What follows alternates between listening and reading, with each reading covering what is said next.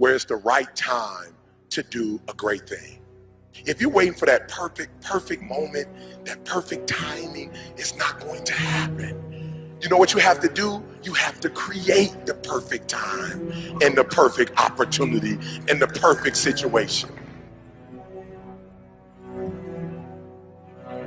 So that a lot of people become comfortable. They stop growing. They stop wanting anything. They become satisfied. People getting ready to go to jobs that they don't like, jobs that are making them sick. You see, when you're not pursuing your goal, you are literally committing spiritual suicide.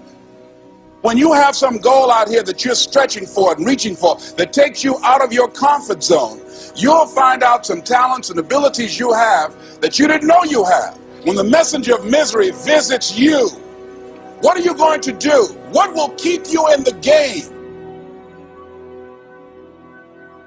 There are things that you think you'll never need to know, that you may only need to know one time in your life, but that could save your life because you had that knowledge.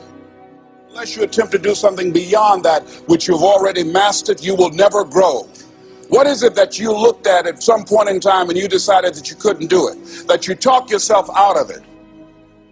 You're waiting on your next door neighbor to make it happen for you. It may not happen. If you're waiting on your mother or your father, they may be so ancient in their thinking that they don't understand this opportunity that you have. And if you're waiting on them, it may never get done. You don't beg average people to be phenomenal. You don't beg good people to be phenomenal. You just are phenomenal, and you will attract phenomenal.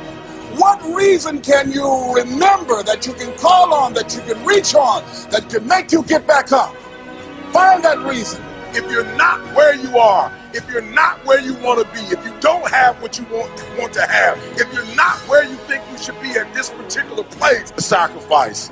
I want you to make that dream become a reality, because if you don't, you will be working for somebody else to make their dreams become a reality.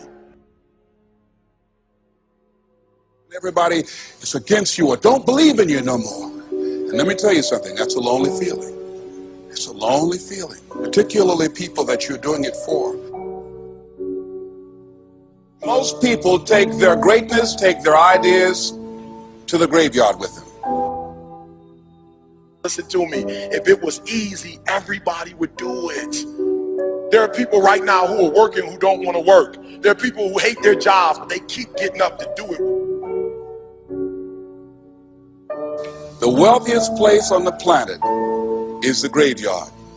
Because in the graveyard we will find inventions that we never ever were exposed to, ideas, dreams that never became reality, hopes and aspirations that were never acted upon.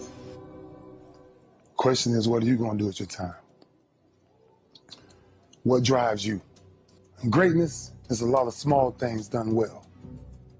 Day after day, workout after workout, obedience after obedience, day after day. When things don't work out for you, when things happen that you could not anticipate, what are the reasons that you can think of that can keep you strong?